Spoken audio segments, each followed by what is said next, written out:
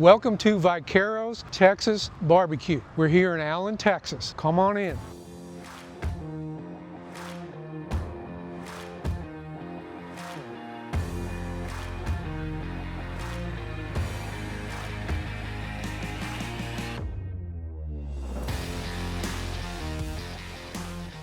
The owner, Trey Sanchez, thank you for having us. Thank you for coming. Welcome to Vaqueros.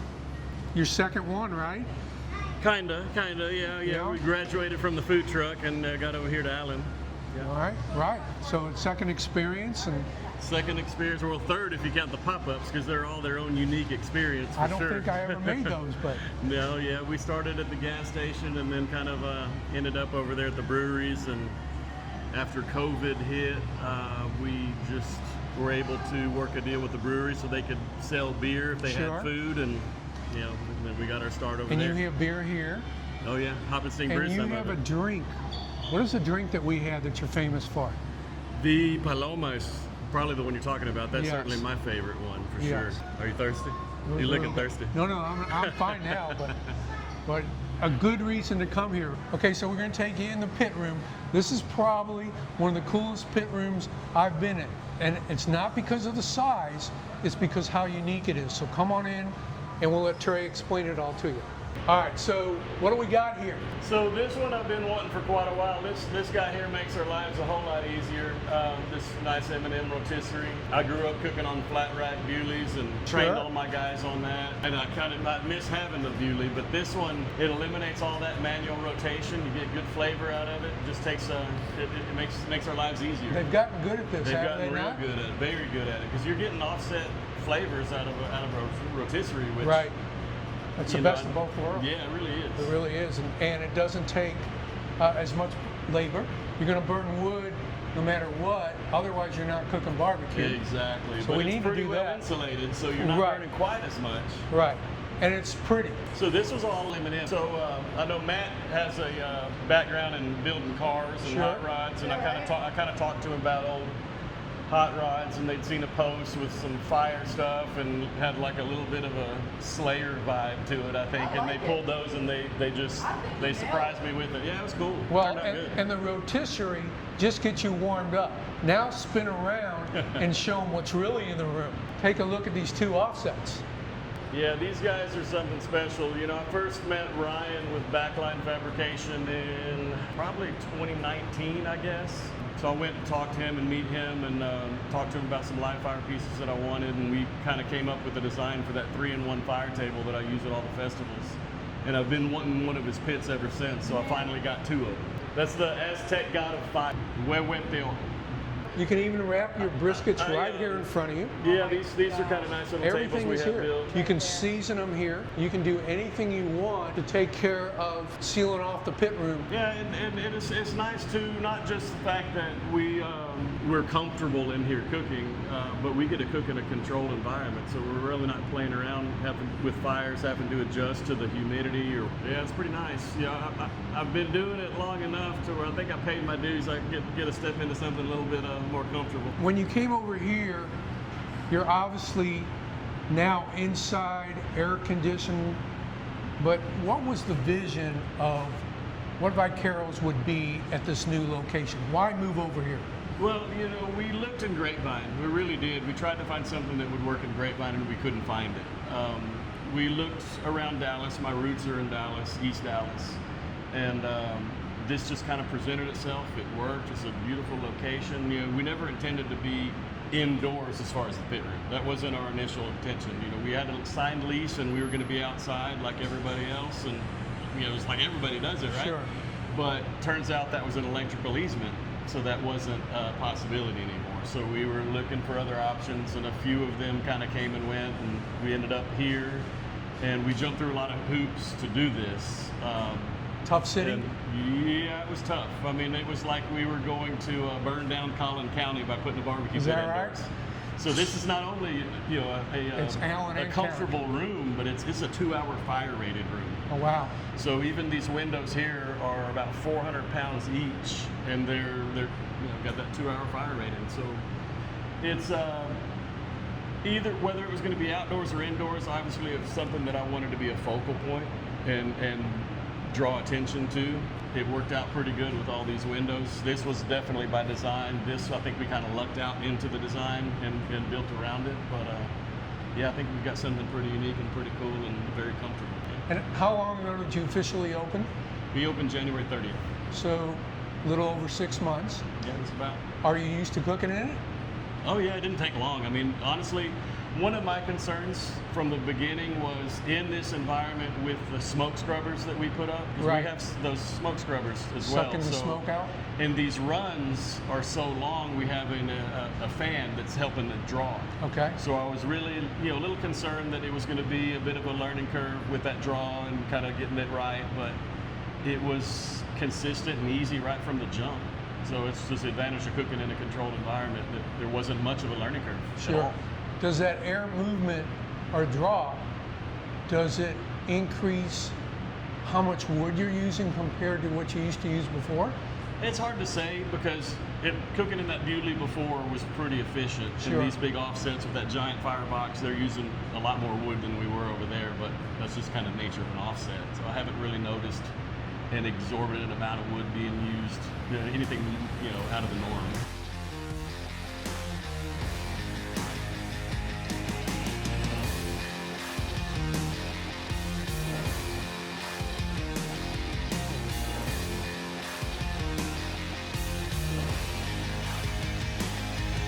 Punch in here? Yeah, we got my uncle up there from back in the day. Yeah, that was a cool one. This guy I saw on Instagram does a lot of Aztec-inspired stuff, and he'll do custom things for you.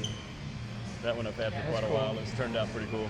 So yeah, there's a lot of art, a lot of little things. Every little thing that I've got hung up has some kind of a meaning, because I've got a background in art. I was an art teacher, I was an art major.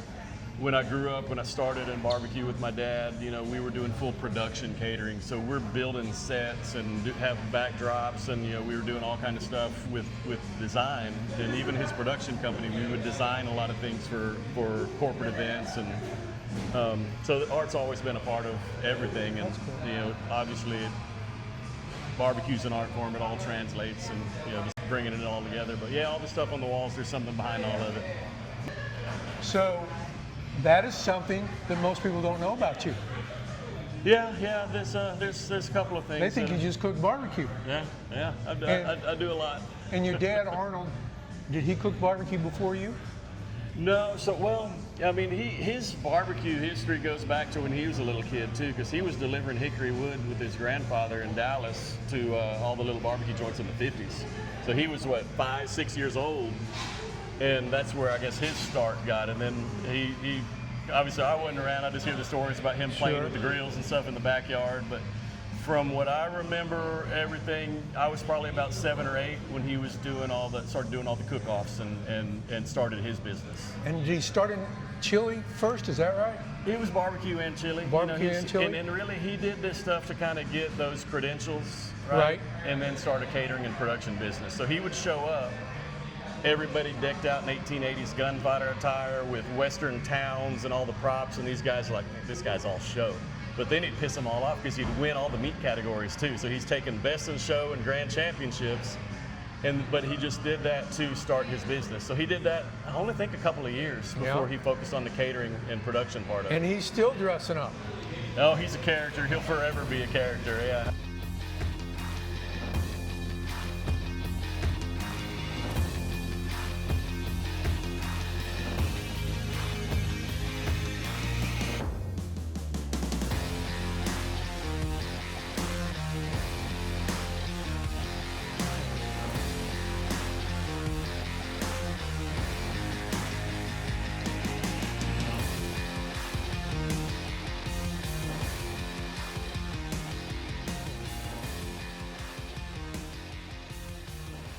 A hickory smoked brisket. I've always been partial to hickory. That's what I've used my whole life. And like I mentioned earlier, my dad was delivering hickory wood with his grandfather in the 50s to all these little old barbecue joints in Dallas. We do our own sausages, so we got the chipotle cheddar sausage right there, and then the Texas hot link here. Or barbecue birria taco, which kind of drew a little bit of inspiration from a trip to Guadalajara. And it was 3.5 weeks after that first day that I served them that the cooking channel called me and wanted to put them on Man Fire Food. Oh, wow. So, and they just took off. We don't cut any corners on sides. Sides matter as much as anything else. And this is the one side that is completely unchanged from what my dad always did. So all the other things I've tweaked, but those are Dad's beans right there. It's Texas Trail beans. It's a classic pinto. And then this one, the spicy cucumber salad, that was the most popular side at the truck. So this one is the tour of Tex-Mex, right? So we served that one with the tortillas. To be honest, I'm kind of partial to lean brisket. See, Trey knows how to eat it. This is how to do it. All right, y'all. So these are the 3 other tacos that we offer every day. My God. It's They're very a balance of texture, flavor, color, from the bite to the visual to all of it, I think. We've got the cochinita pibil, which all of the meats are going to start off traditional Texas. All right, we're going to give it that bit of smoke to the point where we wrap, and then we'll finish it more regional Mexican. So the cochinita out of the Yucatan. I mean, we're using the banana leaves. We got the pibil marinade, and we're doing it proper. Obviously, we're cooking it in a pit as opposed to in the pib, which is underground. Sure. It's a real good blend of the two. I think the smoke gives it an extra little depth of flavor. But that's what we're doing, how we're doing the pulled pork. So we're cutting ours into smaller pieces. We're smoking them, and then these will get wrapped in, they'll get the marinade, wrapped in a banana leaf, then wrap it all up in a little package, and they're all coming out in little packages like this. Okay. The suadero, is brisket, so we'll do ours. Again, it starts off smoked, and then it's kind of finished traditional in its own in tallow and all the spice and all the everything that we add to it. And it just slow simmers till it's nice and tender, like a classic Mexico City style suadero. The carnitas, same way. We're not sealing it in high temp oil. We're sealing it with smoke. You see? And then instead of finishing off stovetop or over fire in the caso, we are actually using tallow since we do more beef than anything, right? Instead of the lard. And initially, I was a little concerned that tallow was going to overpower some of the subtle spices that are traditionally associated with the carnitas, but it didn't. It has a great flavor. Yeah, Talow's really flavorful. it gave it a little bit more depth of flavor, I think. Yes. Yet those subtle spices that are associated with the carnitas still kind of come through. So those are the 3 other tacos we do every day: carnitas, suadero, cochinita pibil. Oh, so yeah, my first 7 years of teaching was elementary school art. One of my, the guy that ran the block for me until he recently just moved to Kansas City, was one of my students. And the designer for our website and the girl who does all our photography was not only one of my students, but I coached her soccer team too when she was like 6 years old.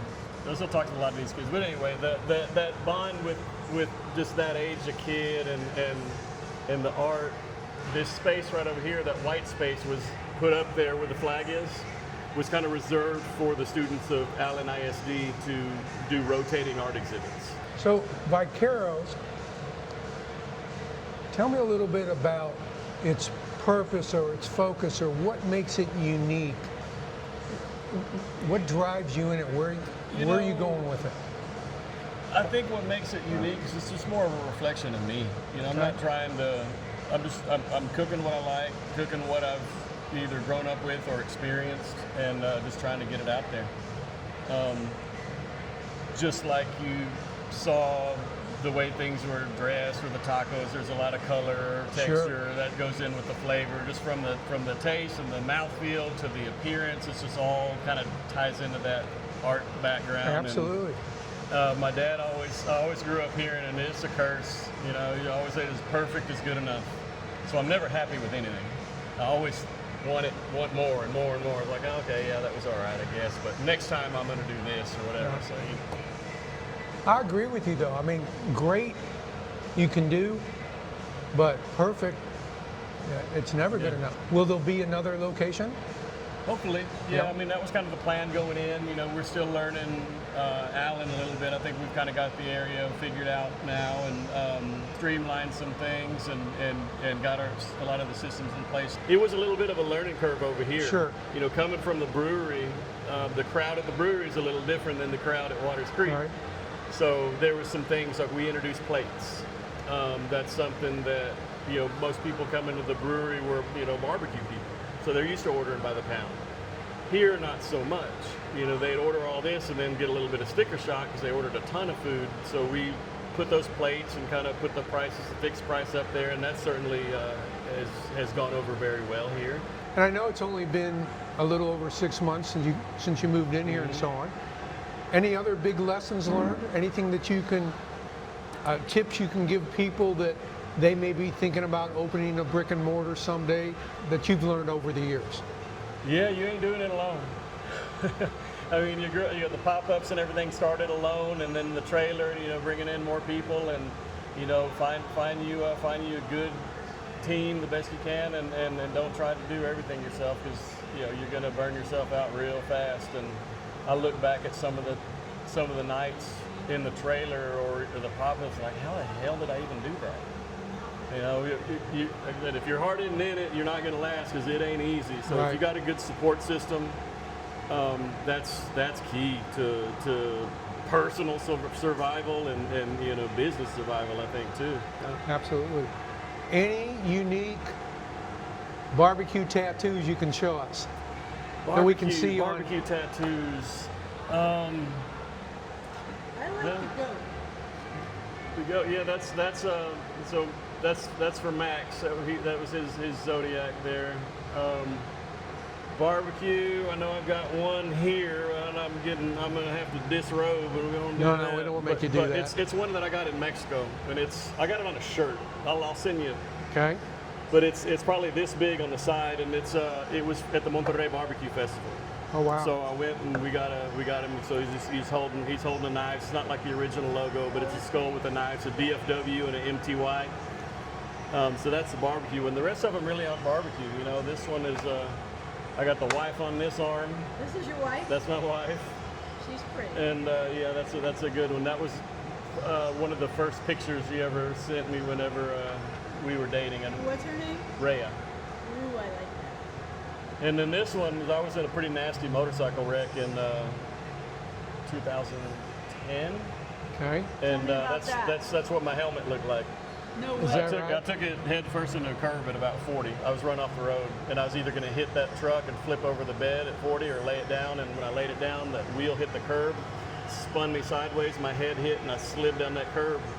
When I got up, my wrist is over here. No. And the doctor said I exploded these bones.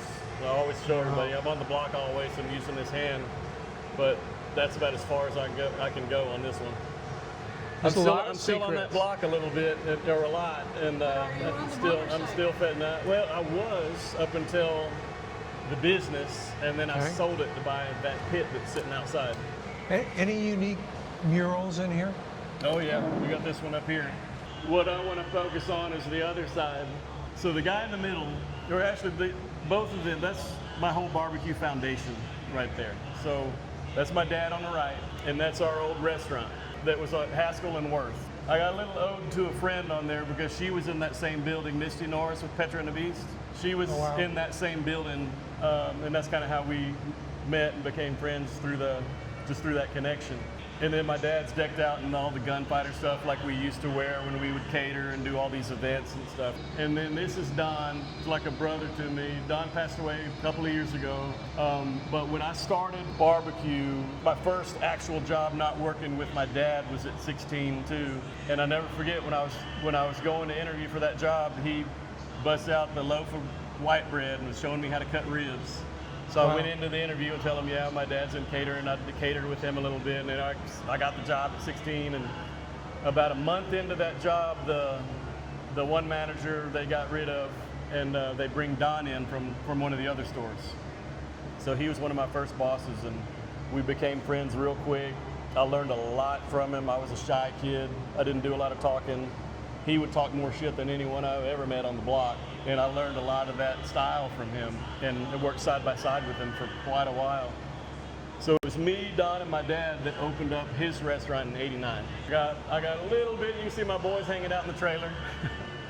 I get a little flack because they're so little, but you know, they're part of the barbecue journey, but this is the influence up there, right? Where's your favorite barbecue in the Metroplex? In the Metroplex? You know, it's probably the very first guy that came out to any of my events, came out to a pop-up, and local that I befriended even and became real tight with. And we shared a lot of stories through our journey to where we are now is Dane. Is that right? Great Yeah, guy. great guy. I've always thought And his great food was place. great. Is there any barbecue place that you think Misty and I should visit that just doesn't get enough attention? Is Sweet Georgia Brown Okay. over there in South Dallas. You ever South been to that Dallas. one? Yeah. Yeah, Long that's a good time one. ago. Their sides are good. I like just that old school feel is cool. I mean, that's one of the few places that you hear people talking a little bit like I grew up here in Don. You know, my crew is sick of me at hearing, or they'll roll their eyes every time I say it. You know, people asking for their sauce on the side. You know, you want that on the right side or the left side.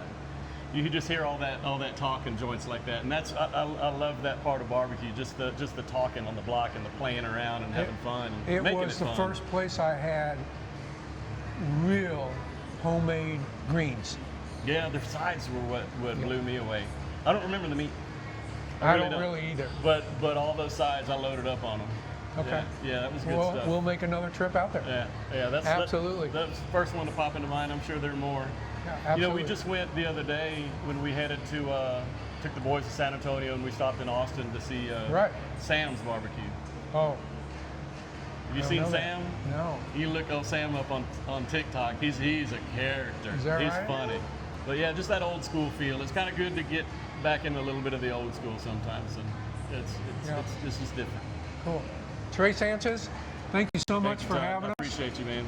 Food's excellent. Thank you. Everybody should come out here and try it. Where else are you going to get such a nice plate of 2 plates? Because you're going to get one of traditional barbecue, and you're going to get another one of some of the best Mexican food. So enjoy.